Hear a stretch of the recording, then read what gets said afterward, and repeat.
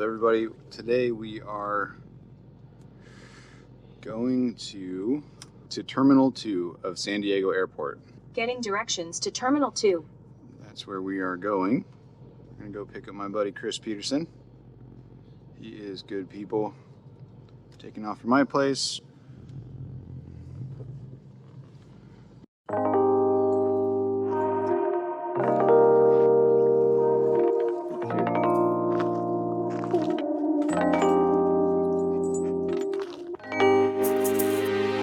Thomas. Yeah?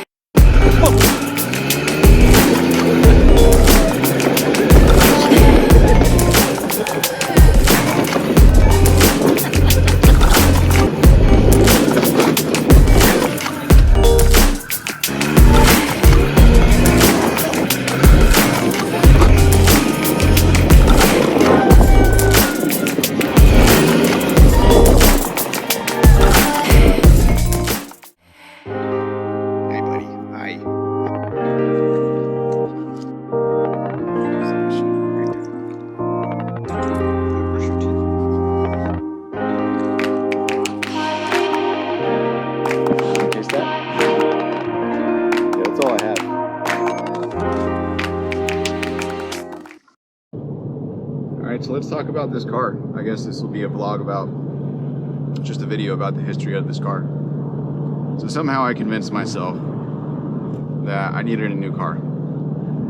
And the car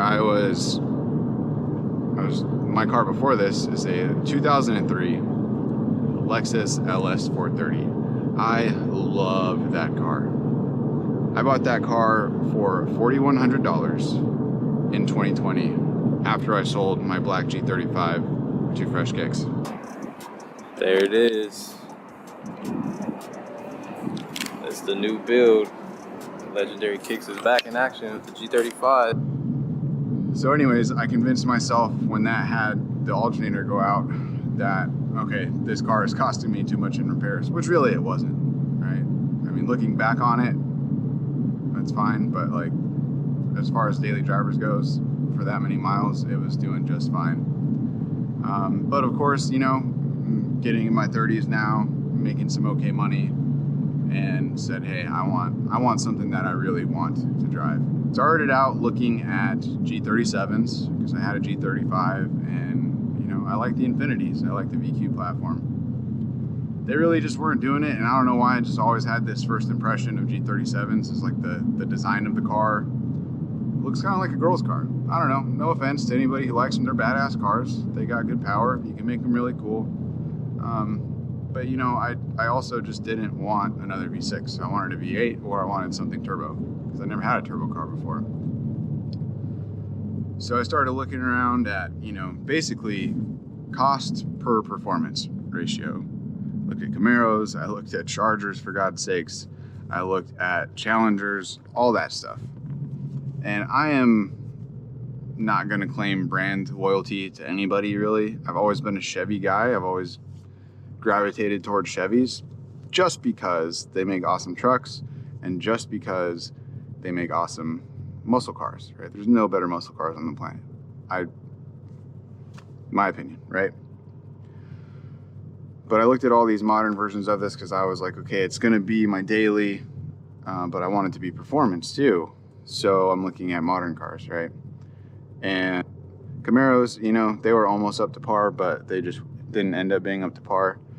I guess they're just, you know, a little bit heavier, a little bit slower, 0 to 60, 0 to however they measure it, right?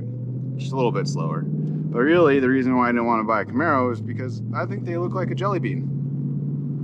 Fight me. I don't know. They just look like a jelly bean. Now, out of all the generations of Mustangs, I think the Gen 2 Coyotes, 2015 and 2017, are the second best looking Mustang after a 60s Mustang Fastback. That's just my opinion, right? I think the 2005 to, 14 or whatever, I think those look like ridiculous. They look cool when they came out because they were new and they were edgy, but that design didn't. Now the Gen 3 Coyotes, or the S550s, the 2018 and up, I guess it's the 2022, I'm not sure exactly, still learning. They look like, you know, you took a Gen 2 Coyote Mustang and then stepped on its nose. And then I also don't like the taillights. So for me, I had two goals, you know, when looking for this car. I wanted a car that I walked away, you know, if you're a car guy, you always, when you walk away from your car, you always take a look back at it. I wanted to walk away from it and have the impression like, damn, that car looks good to me. And damn, that looks like a serious car. I also, of course, wanted some performance in there, right? And I wanted all the creature comforts. I wanted the nav, I wanted sound system, I wanted Apple CarPlay, all that stuff, right? And Mustang just seemed like it was the only one that really checked the boxes. Now, to get a really nice Mustang, about, I would say 80,000 miles or less of the 15 to 17s, that was a little bit above my budget, I'll be honest. I don't know why people don't talk more about money. Like, it's never, for me anyways, it's never really a flex. I come from very, very humble background. There's periods of my life where I was literally homeless and had nothing. And now I'm at a point in my life where, you know, God bless a lot of people who helped me. And, you know, I've worked my way up to a point where I can have a hobby like this. And I'm really appreciative of that. That being said, costs and purchases, those are all real things we have to deal with. So I don't want to act like, you know, if I got a bad deal, I'm going to say I got a bad deal. If I made a stupid financial decision, I'm going to tell you I made a stupid financial decision. Hopefully that prevents other people from making stupid financial decisions. If I made out on an awesome deal, I'm excited about that. I'm not bragging about it, but I personally am excited about that. And I want to share that excitement with other people. So that's why I talk about prices. And that's why I talk about dollar amounts. So those nice ones, you know, low miles and all that were cherry pie, they were like, you know, $22,000 to $25,000. I'm like, it's a little bit out of my budget. It's a little bit more comfortable, or a little bit not too comfortable. It's out of my price range, right? And plus, I wanted to save, you know, a couple grand or something to just make it mine. You know, wheels, shift knob, whatever, right? Of course, I didn't have any plans, any big plans for a car. I just wanted to buy it and drive it, right? So I started looking at the ones with a little bit higher miles and saw the price cut there. That's okay. Like, I guess it was like, hey, 100,000 miles around there, I can do it, right? Still one of the newest cars I've ever had. I don't think I've ever owned a car that had less than 180,000 miles on it.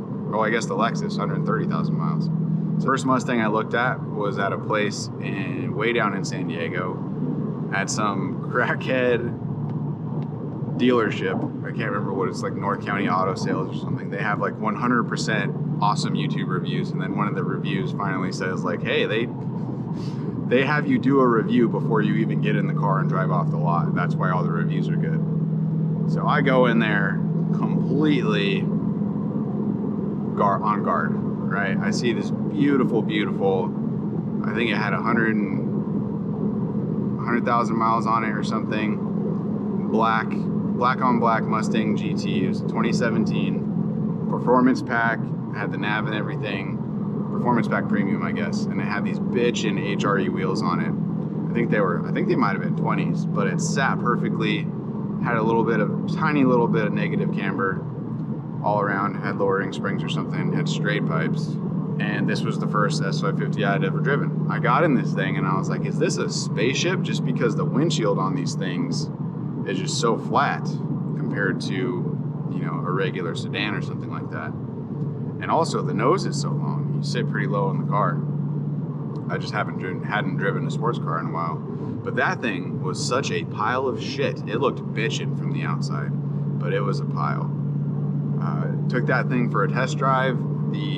I don't know what the deal was with the shifter. I don't know if it had an aftermarket shifter or whatever, but the reverse lockout didn't work, so I kept on shifting into reverse instead of first. So that really, bothered me. Beyond that, it had straight pipes, so it was super loud. Beyond that, the steering wheel was misaligned, and so the steering wheel was like this. And then going around a turn, like on the off-ramp on the freeway, it was like, it wanted to go this way while I was turning this way, and it was like bumping against the steering. So something was wrong with the steering or the front suspension. I don't know what it was. And they were asking me 20, I think it was like 24 or 25 for this car. And I just went down there looking at it like, I want to test drive one, number one. And number two, I'm thinking like, they're a dealership. They gotta have some room there, right? And the dealer, the guy that took me on the drive, he didn't say anything. He was not a car salesman at all. He was dressed like a car salesman, but he just said, he had like one question, like halfway through the test drive. He's like, so how do you like it? And I told him honestly, I was like, well, the shifter feels like shit. There's something wrong with the steering, and I'm not that impressed. And so I get back, and of course they're doing all these stupid sales tactics. Like when I was waiting for them to bring the car around from their other lot, these other salesmen are like, oh yeah, that car is badass. I got somebody coming from LA to pick it up later. It's like, yeah, sure you do, buddy. And then the other one's talking me up. He's like, oh dude, this car will pull so many chicks. Like this literally word for word what he said. He's like, you'll take your girl for a ride, man. She won't know what gear you're in. I'm like, I have no idea what that means. Anyways, I get back to the dealership. I don't know if the salesman didn't speak English or what, but he went and got somebody else. When I told him, I was like, hey, I might be interested in the car if you guys could fix all this stuff and give me a huge price break, like 18, 19 grand. Just shooting in the dark, right? And the guy comes out, I guess it's like the sales manager or whatever. And I told him, look, dude, I am at a car dealership looking to finance a car.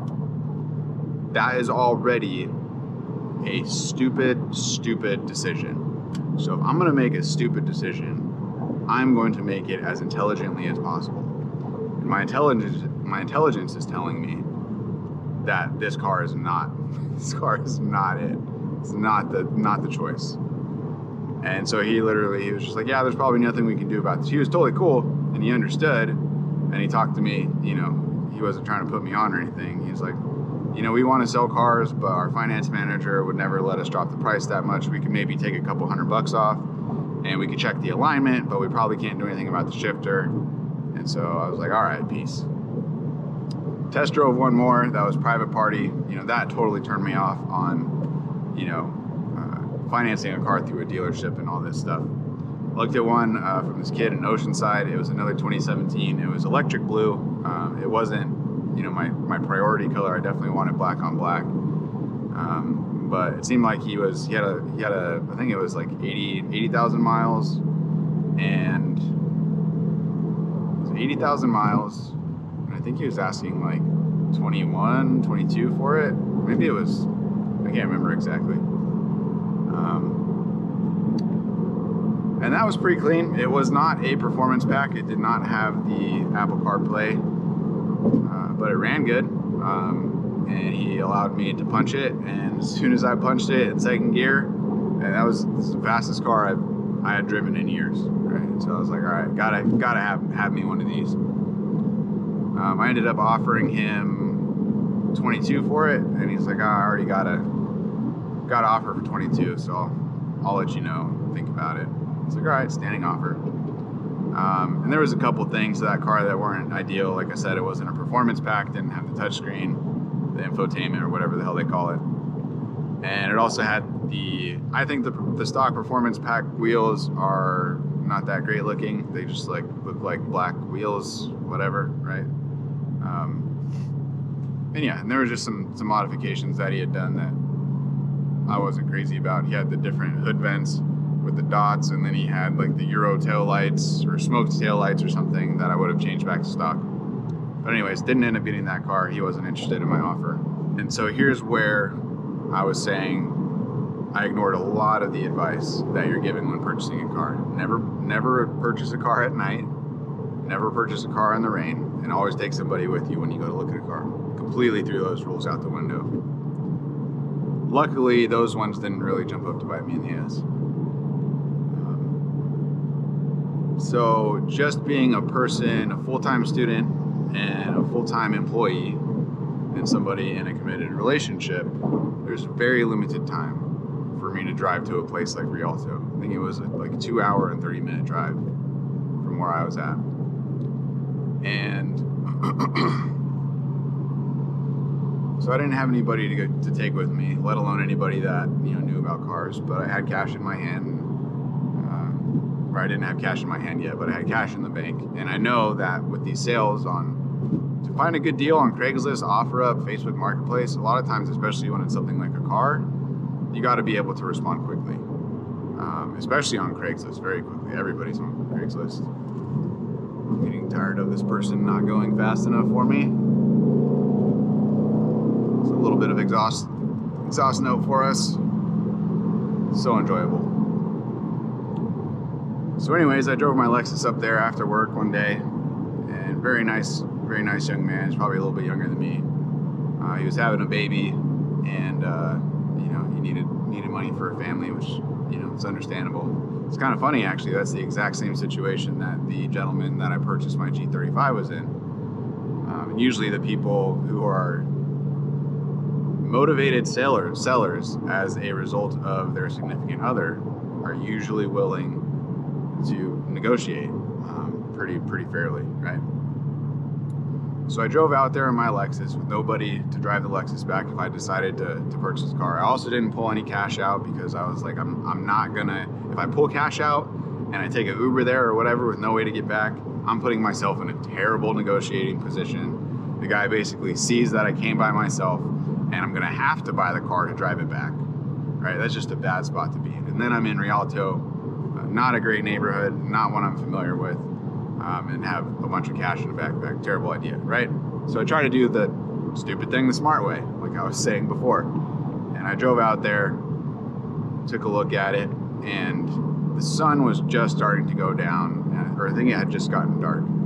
Took a walk around the car. I noticed immediately this thing looks badass. It had the Ford Performance lowering springs. It had those Mach 1 wheels on it, which weren't my favorite, but they had some thicky boy tires on there. I think they were 305s. The wheels in the back, I think, were 19 by 11, and it had 305s in the back, and I can't remember what they were in front, but they were thick, and so it looked pretty mean. And of course, black cars always look awesome.